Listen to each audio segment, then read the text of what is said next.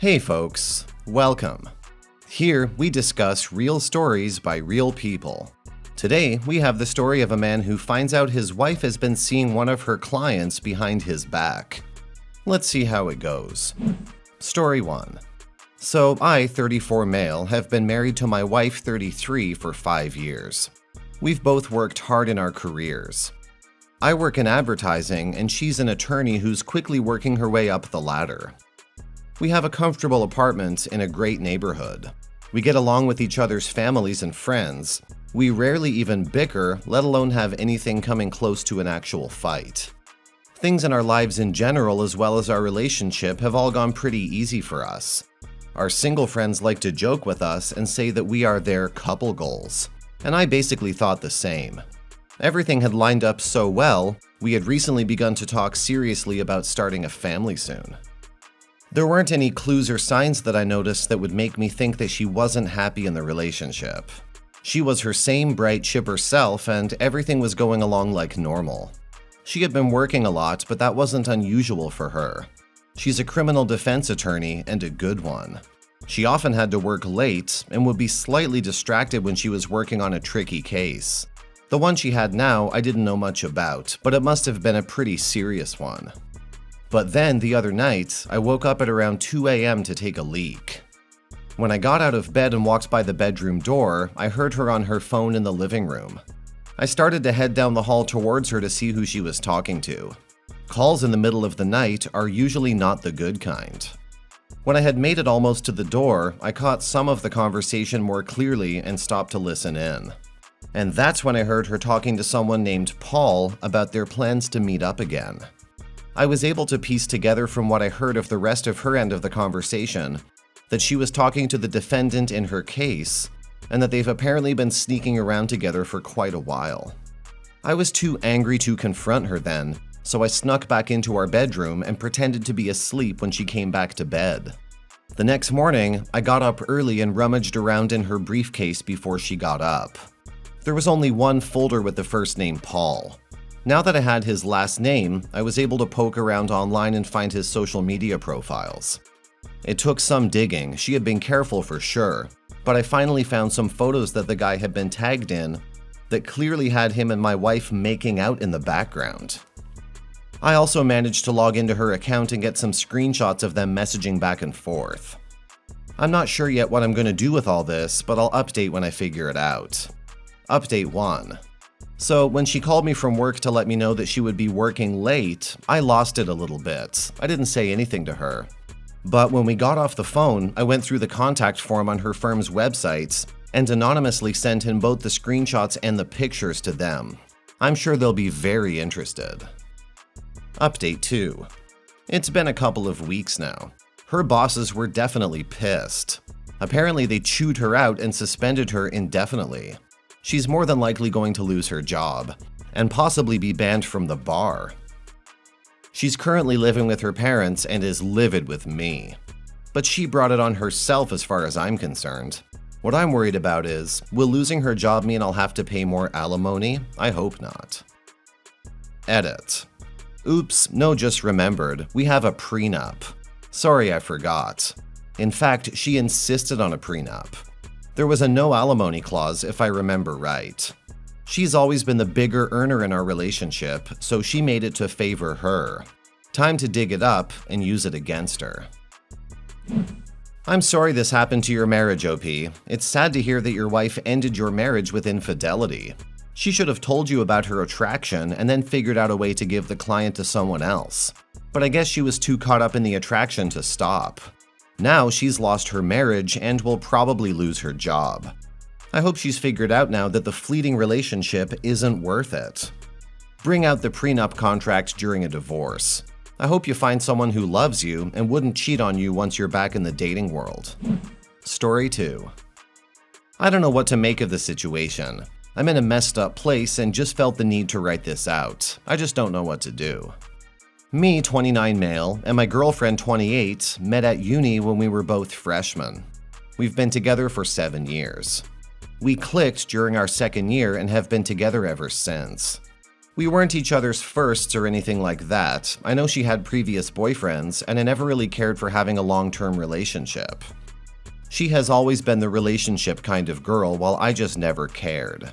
I guess I've always been a bit of a bad boy to say the least, but I've never lied when being with someone. Most girls I met knew I wasn't looking for a relationship or anything like that, but with her, it was different.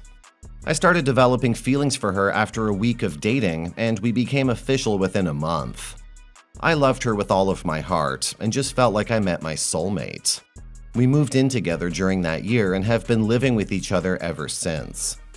Last month, I came home 2 days earlier after having visited my parents for a week, and found her in bed with another guy. I wanted to surprise her and got met with a broken heart. This is the girl I wanted to spend the rest of my life with. The girl I wanted to propose to and build a family with.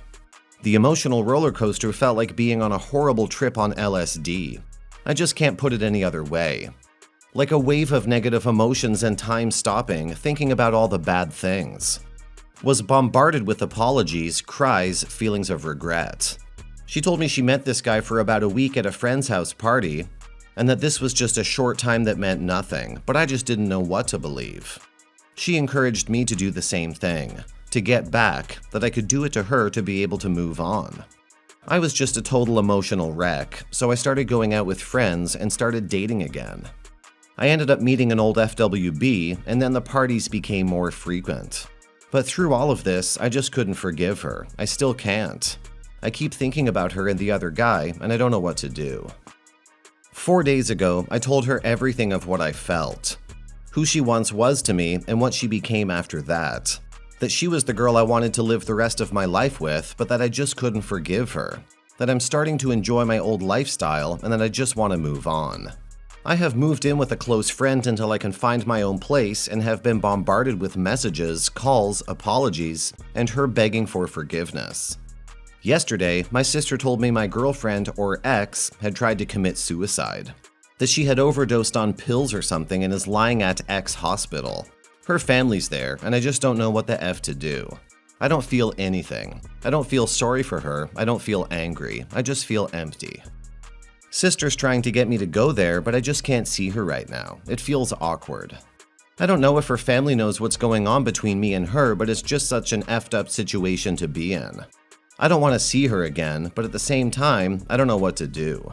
I feel she's an effing idiot for trying to take her life over a pointless relationship that she ruined.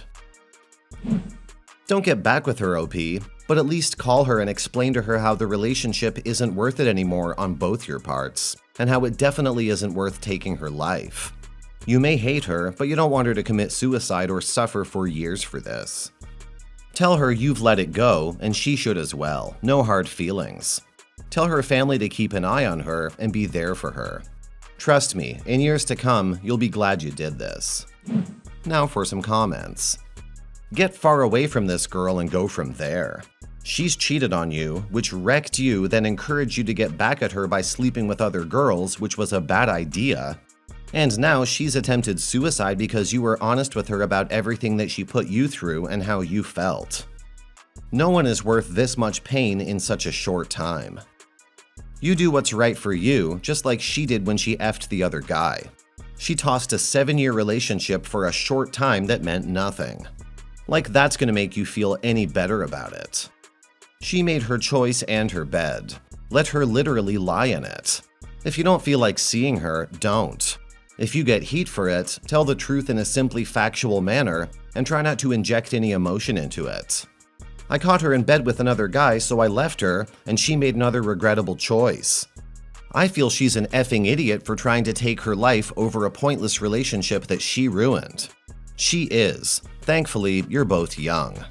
You get to move on with your life, and she's lucky to live to learn from this mistake. Good luck, man. It's a sucky situation, but in time, things get better. Sorry, my friend, for all the drama, but your instinct to stay away is correct. This, along with her cheating, shows emotional weakness and selfishness. So do not let her drag you down her rabbit hole. A wise person once said to me that love's indifference is not hatred.